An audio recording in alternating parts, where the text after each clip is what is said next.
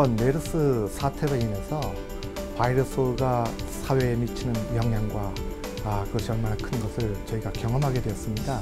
그래서 향후 이와 같은 바이러스와의 전쟁을 대비하기 위해서 저희가 사전적으로, 선제적으로 어떻게 연구개발 전략을 수립할 것인가에 관한 이와 같은 세미나가 될 것입니다.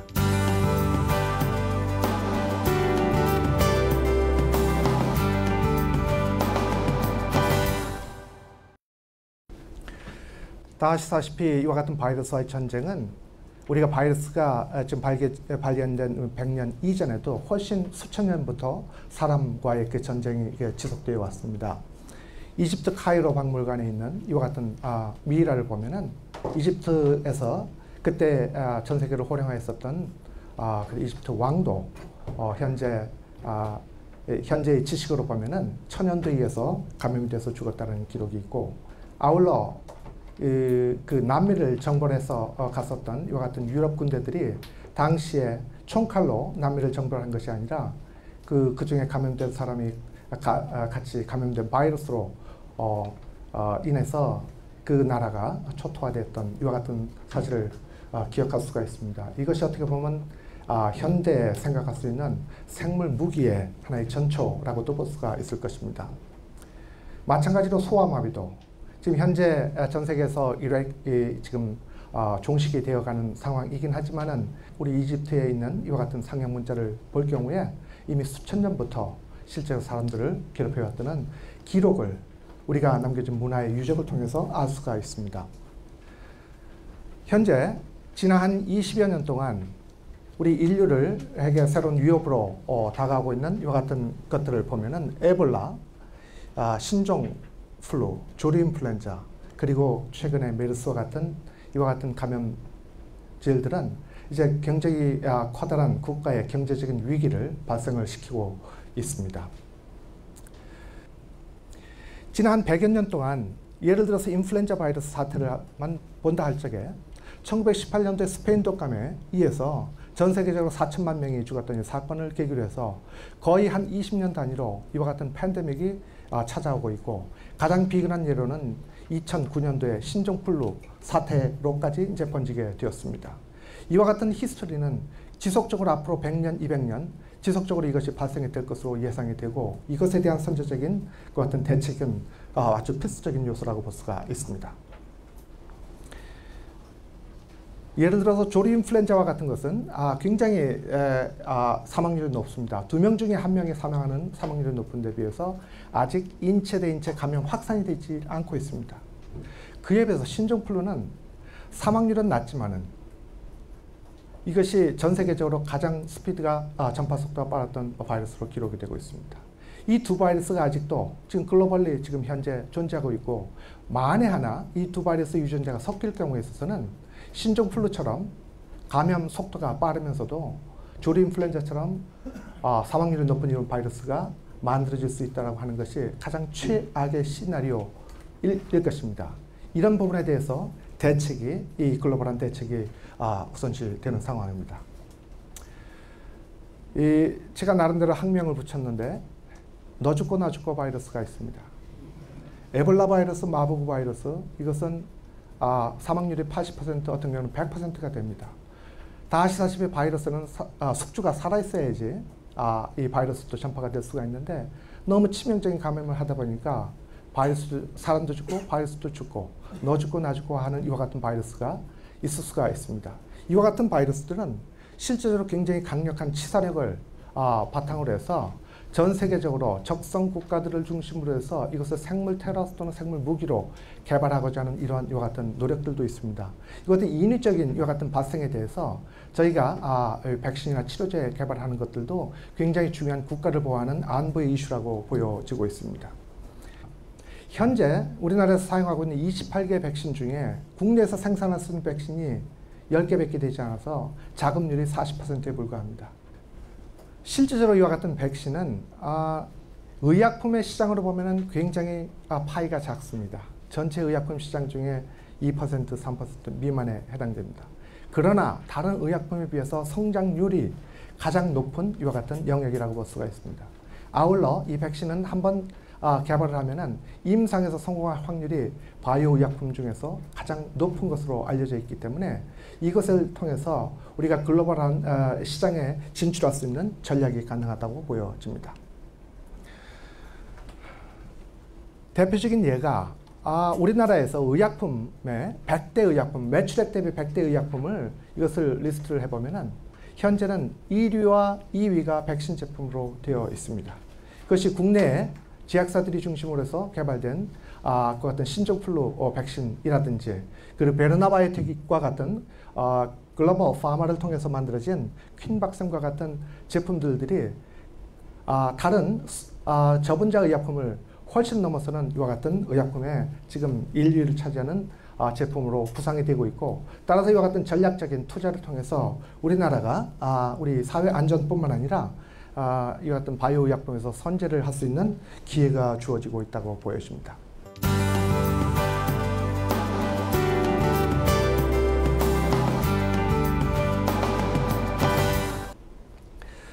자, 이에 비해서 우리 치료제 쪽은 어떤지 한번 조금 살펴볼 필요가 있습니다.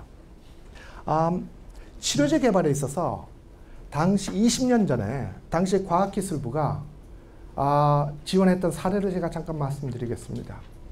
우리 정부가 지원하는 국제공동연구 사례를 최초로 과학기술부가 지원을 했었습니다. 20년 전에 한국과 호주가 같이 공동연구를 통해서 C형 간염 바이러스 치료제를 개발한 것을 지원을 하였습니다. 그 당시 호주의 그 연구 책임자는 지금 많이 사용하고 있는 타미플루에 전신이 되고 있는 그와 같은 치료제를 개발했던 그 콜만 박사였습니다. 그 당시에 또 우리나라 최초로서 의학 산업의 중요한 그 산업체 세 군데가 같이 컨소시엄을 만든 첫 번째 케이스가 되었습니다. 산업체가 어떤 과학기술을 리드하는 아카데믹 인스티튜션을 넘어서서 이와 같은 컨소시엄을 가지고 국제공동 이슈에 대해서 연구개발했었던 최초의 지원을 과학기술부가 한 적이 있습니다. 그러나 그 이후로 실질적으로 이와 같은 기초과학을 통한 선제적인 대응에 대해서 그동안 많이 잠잠했던 것은 사실입니다. 그럼에도 불구하고 최근에 굉장히 우리 세계 최초의 어떤 그 새로운 그 바이러스성 치료제 개발을 주도한 사례가 한국 화학연구원을 중심으로 이제 발표가 되었습니다.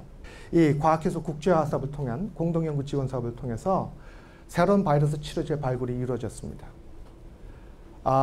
조금 아마 기밀에 속하는 것 같지만은 이것을 통해서 해외에 기술 이전이 되고 아마 총 기술 이전액이 $20 밀리언, 약 200억 원이 넘는 기술 계약이 진행이 되었고 1차 기술료가 일단 1.5 밀리언, 한 16억, 17억 원에 해당되는 캐시가 입금이 되었습니다.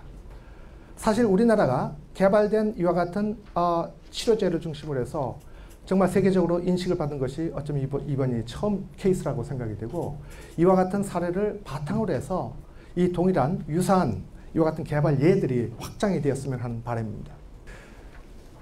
물론 우리나라에 바이러스를 연구하는 많은 전문가들이 있습니다. 그러나 이제는 글로벌한 이슈에 대해서 저희가 선제적으로 대응하기 위해서는 글로벌한 연구 체제가 필요할 것 같고 따라서 세계의 모든 바이러스 연구와 그리고 신약 개발하는 분들과 실질적으로 컨소시엄을 통한 이와 같은 공동 연구 개발이 필요할 것으로 보여집니다. 최근에 빌 게이츠 파운데이션과 같은 이와 같은 공공재단으로부터 세계 이 감염성 질환을 대체하는 이와 같은 이 연구비를 지원하기 시작했습니다. 4년 전에 일본에서 빌 게이츠 파운데이션에서 25 밀리언을 지원하고 산업체가 25 밀리언을 이것을 매칭을 하고 정부가 50 밀리언을 매칭을 해서 총 약 1,000억 원에 해당되는 이와 같은 인베스트먼트 트러스트를 조성을 하였습니다. 이 빌 게이츠 파운데이션은 우리나라가 이와 유사한 파운데이션을 만들기를 원하고 있습니다. 실질적으로 2달 전에 파이낸셜 오피서들이 우리 국내를 방문했고 이와 같은 일들을 추진하기를 원하고 있습니다. 어쩌면은 이런 부분에 좀 미래부나 이 여러 부처가 좀 공동적으로 이와 같은 기회를 저희가 선점적으로 이용을 해서 국제 공동 연구를 활성화할 수 있는 방안을 추진하였으면 합니다. 항상 이 메르스 사태에서 본 것처럼 우리가 선제 대응에서 실패했다라고 우리가 많이 지금 비판을 받고 있습니다. 그러나 좀 더 숨어져 있는 것에서는요, 이미 선제적인 대응을 해서 잘 해결된 부분에 대해서는 우리가 스포트라이트를 받지 못하고 있습니다. 이런 부분들은 우리가 좀 발굴할 필요가 있다고 보여지는데, 첫째, 선제적 대응을 해서 우리가 성공한 사례를 먼저 한번 살펴보고, 이런 것들을 우리가 다시 한번 우리 그 효율적으로 대응하는 방법으로 했으면 좋겠다는 것입니다. 지금 현재는 우리가 아직도 지금 현재 우리 잘 모르고 있는 사태 중에 하나는, 이미 우리가 1912년도에 메르스 진단 기술을 확립해서 국립보건연구원이 갖고 있었습니다. 그 당시에 이 진단 기술을 개발할 적에 주위에 있는 사람들은 왜 쓸데없는 데 연구비 쓰냐고 비판했습니다. 그러나 3년 후에 이 같은 메르스가 우리나라에 감염을 했을 적에 실제적으로 신속 진단을 이와 같은 기술을 통해서 했기 때문에 우리 사태를, 사회 불안을 그나마 최소화시킬 수 있었습니다.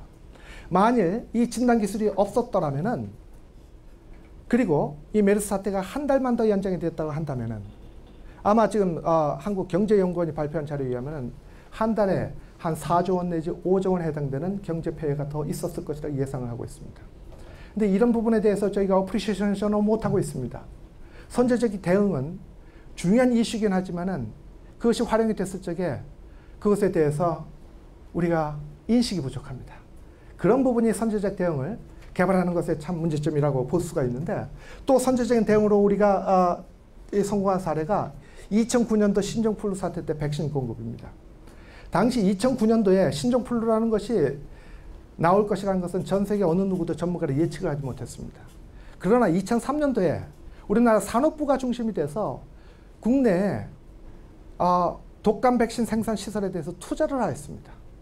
그 당시만 하더라도 신종플루라는 것은 개념도 알 수가 없었고, 단지 계절 인플루엔자 백신을 우리가 생산하겠다는 이와 같은 요지로 생산하는데, 계절 인플루엔자 백신 생산하기 전에 신종플루를 생산하는 전초 기지로 활용이 되어 버렸습니다.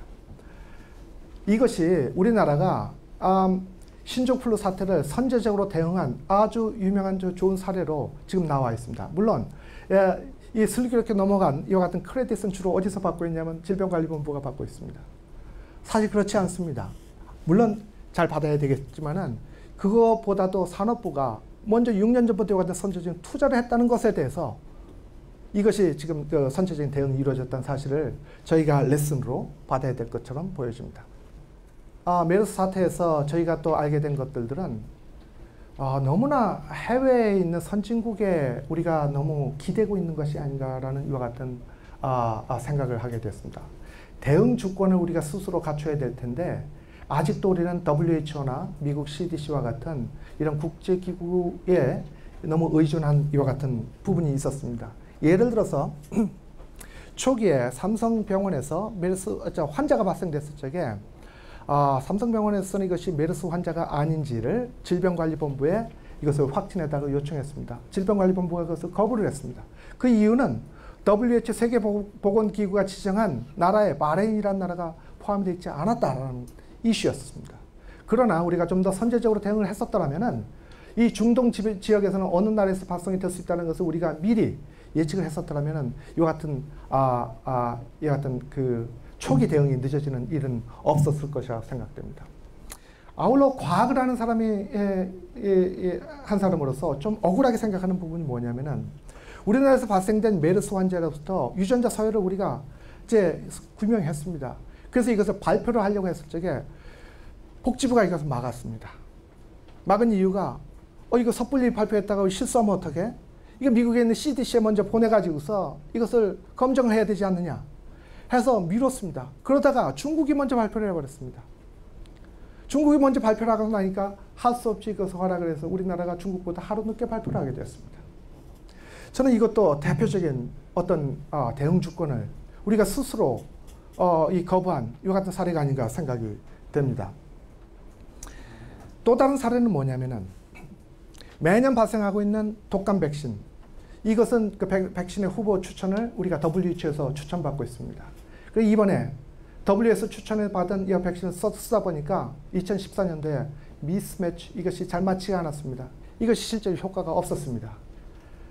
백신 후보도 우리 자체적으로 개발을 해서 이제는 세계의 어떤 그 후보 추천에 그 의견을 수렴할 수 있는 그 같은 오피니언 리더의 역할까지도 해야 될 것으로 보여집니다.